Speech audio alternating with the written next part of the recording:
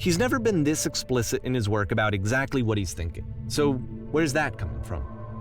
But then even weirder, his work has potentially stopped being an outlet for him. Not like he's having trouble iterating on ideas, but he literally just can't think of new ideas anymore. And in person, he was being a lot more distant than usual. Like, you know how sometimes a person will just deflect anything that you say in order to keep themselves disconnected all the time? It was that kind of thing. Here was the point in my relationship with Coda where I really started to wonder if he needed my help in some way.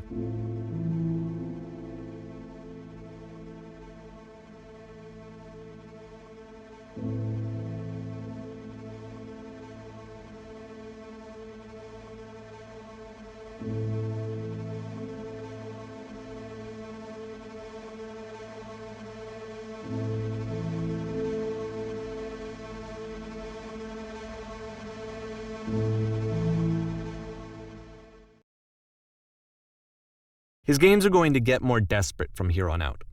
After this game, it's almost 6 months before he finishes something new.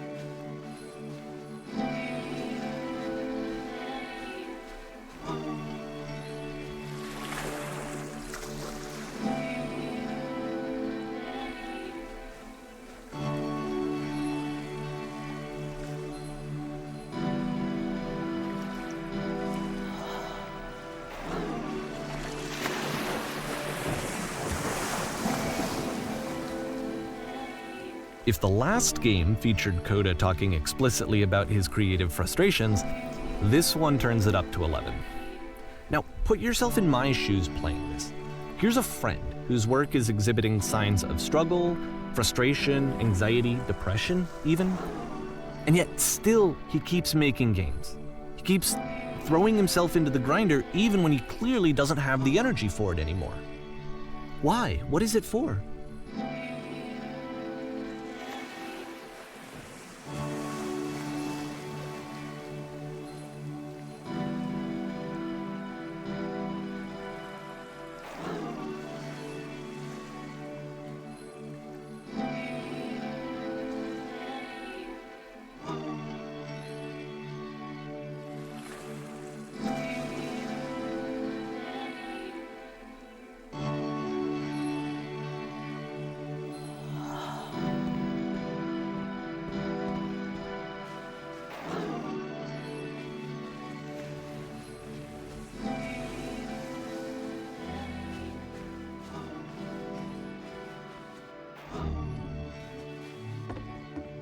Because from my perspective at the time and just what I knew of him, this was a result of how isolated he was. He was in his own little bubble, just sitting at his computer all day, not really showing these games to anyone, not releasing them onto the internet, and so he didn't have anyone outside of himself to connect with. He had no outlet to ground himself on.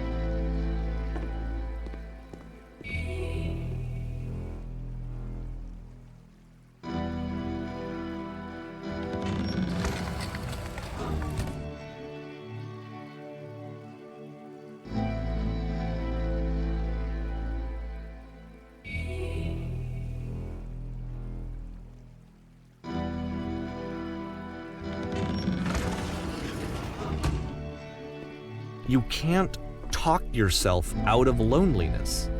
It doesn't work that way. You can't be the one writing both the questions and the answers. Then there's no movement. Then there's no circulation. If all of your anxieties are being channeled into your work, then if the work ever fails, you have no backup and you're just going to crash.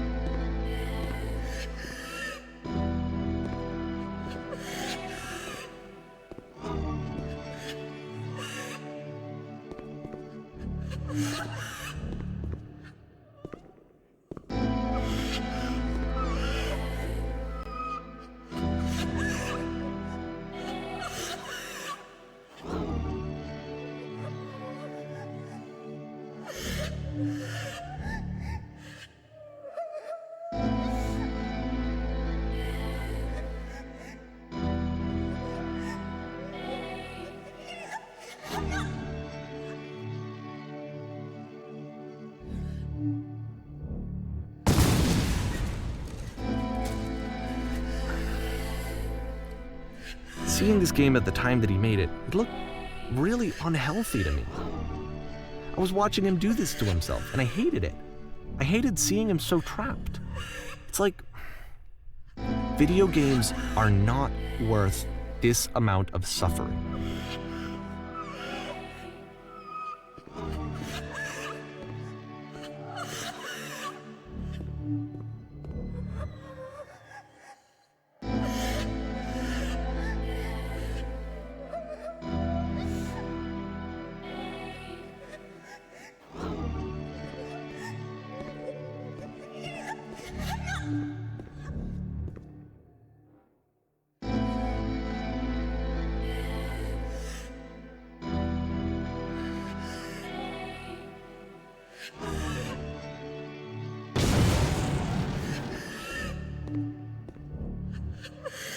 This is someone I really cared about.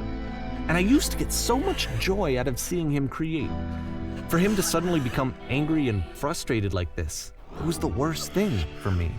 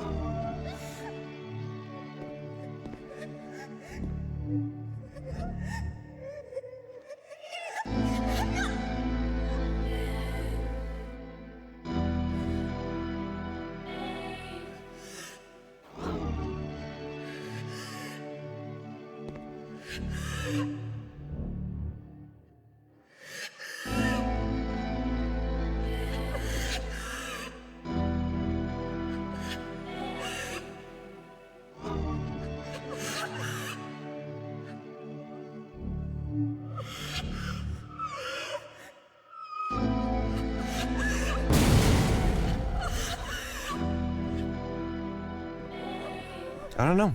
This is what I felt at the time. I don't know how else to explain it. I wanted it to stop more than anything. I had never felt so rotten. I needed more than I had ever needed anything for this to stop.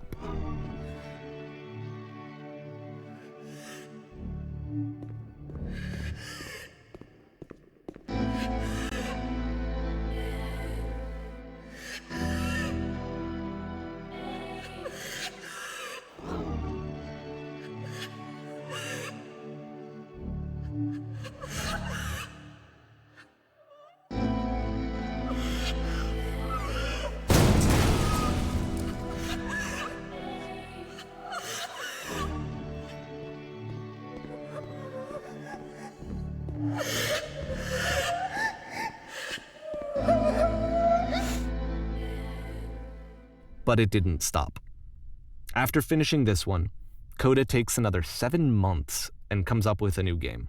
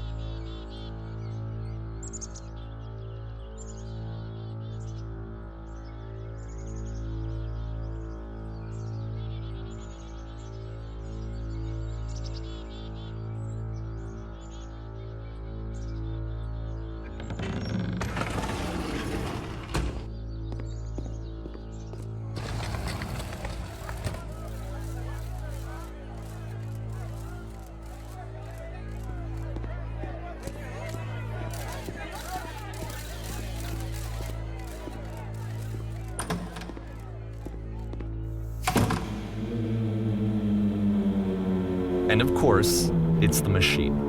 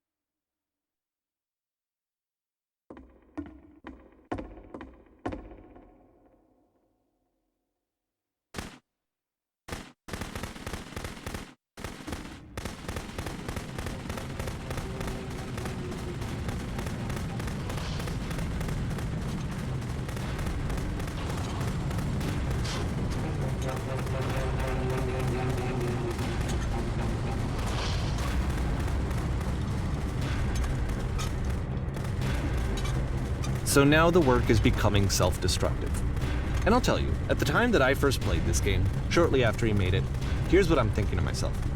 I'm thinking that code is stuck in his own head, and that it's having a very negative effect on him, and that all he needs to do is just start showing his work to people, to get some actual feedback on his games. It might get him out of isolation. And so, as I'm thinking this, I realize that I could be the one to initiate it. Because it would never occur to Coda to start actively soliciting feedback, so what if I did it for him? If he could see the difference it would make to have more actual conversations with other human beings, would that bring him out of his mental spiral? Would it give him confidence in himself? Would it bring meaning back into his work?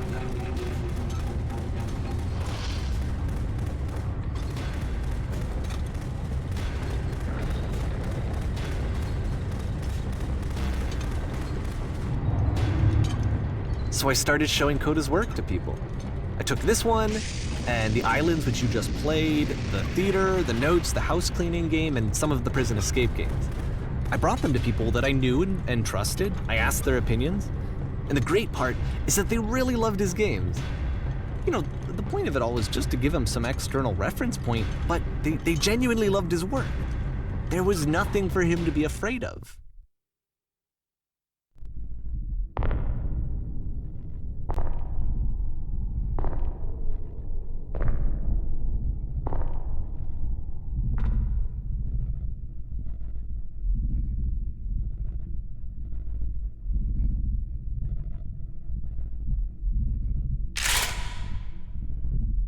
Can you see why I felt like this was the right thing to do? Because it's the thing that I always feel like I need, to be told that my work is good, that I am good. When someone really connects with a thing that I've made, when they see themselves purely in my work, there's nothing that feels better. And I got to give that very same feeling to my friend. I did something, I really felt like I'd done something good, like I was a good person. I felt like there was a friend who was in trouble and was unhappy and maybe didn't like themselves, and I could fix it. If I could give him this gift, maybe I could fix the problem. When they told me how much they enjoyed his games, it was the best feeling. It was the absolute best feeling. It made me feel so happy, so beautifully, beautifully happy.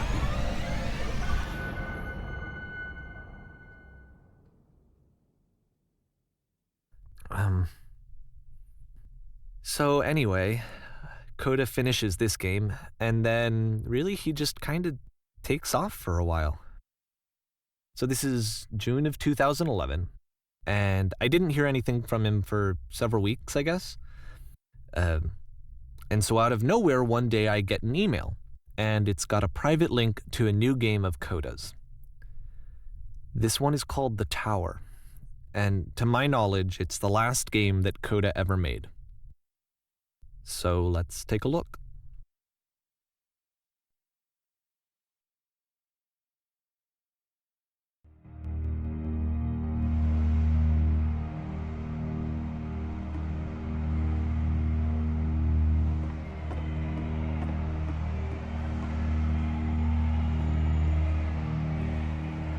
And this is where I have trouble saying anything meaningful about Coda's work. Because more than anything else, the tower just feels distant. It feels like it's trying to distance itself from the world. It's a very cold game.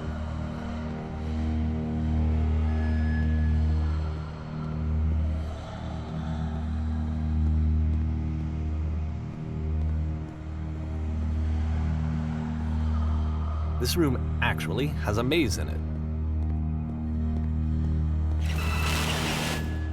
Except that all the walls of the maze are invisible.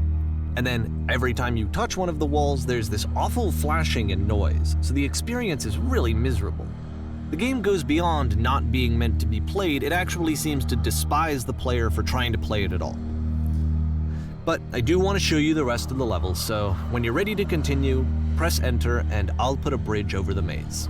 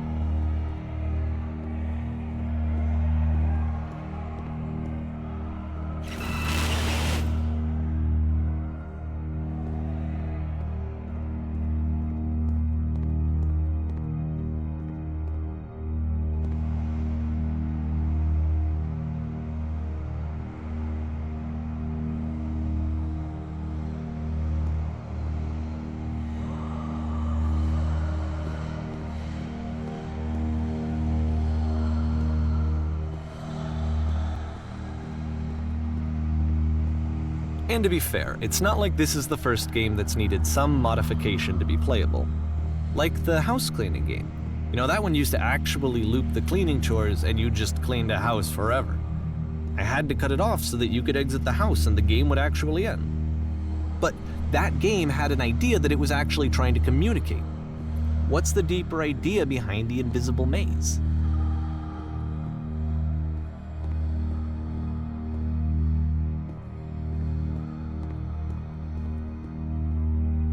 The only way past this challenge is to randomly guess the 6-digit code.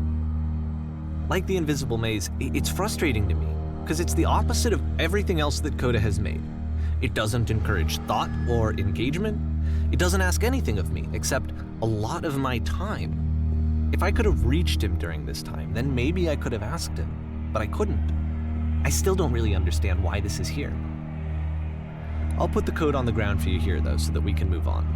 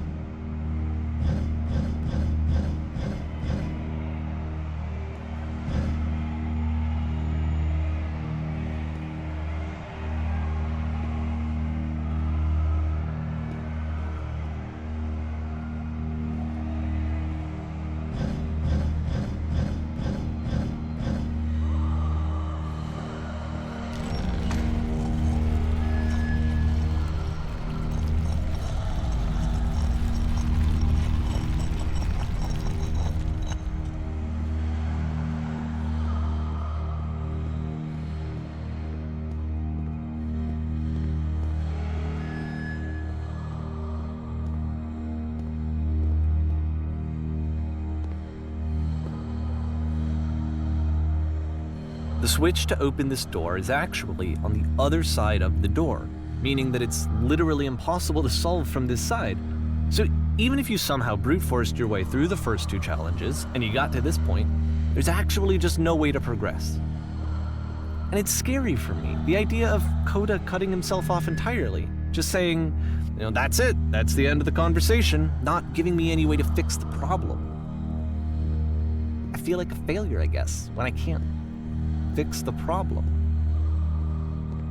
But I can open this door for you, so let me do that.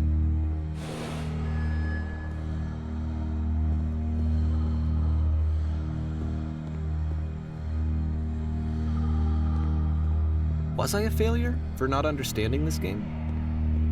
I mean, I don't know why I would be. It's not like everything needs to have a solution, but I feel it somehow.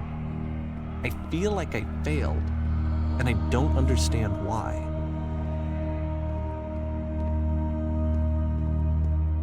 I remember, it's June of 2011, I'm playing this for the very first time, and as I'm playing, I'm thinking to myself, I don't know this person. I have no idea who this person is. It wasn't the guy I knew, it wasn't my friend. I had come to so many conclusions from looking at all of his work up to this point, and then suddenly none of them...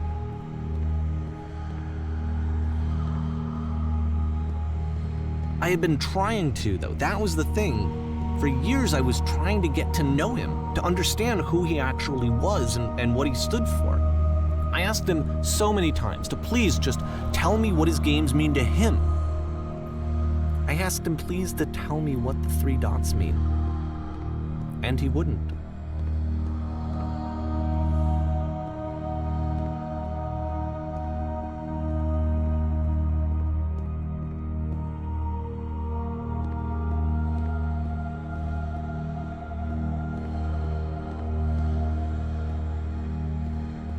I just felt so strongly that if I could have connected with him, that if I could have somehow made his work my own, that I would finally be once and for all happy. It was that I needed to see myself in someone else. I needed to be someone other than me. But he stopped and left, and it felt somehow like I had failed.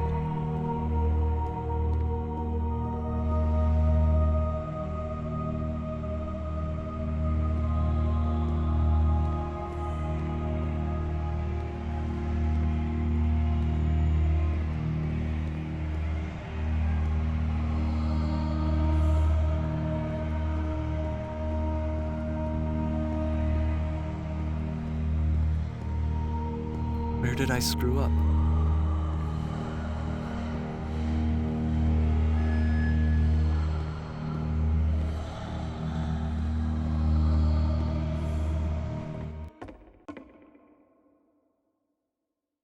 I'm the reason that you stopped making games, aren't I?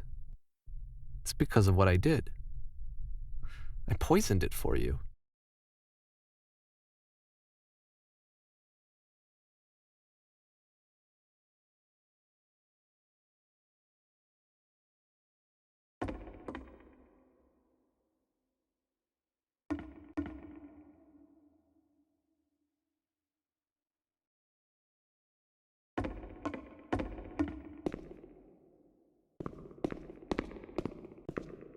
I don't think I ever told you this, but when I took your work and I was showing it to people, it actually felt...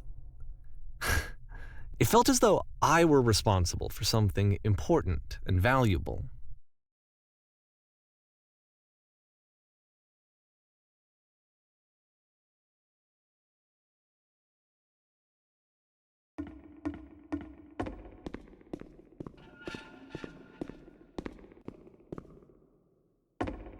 And the people who played them, they treated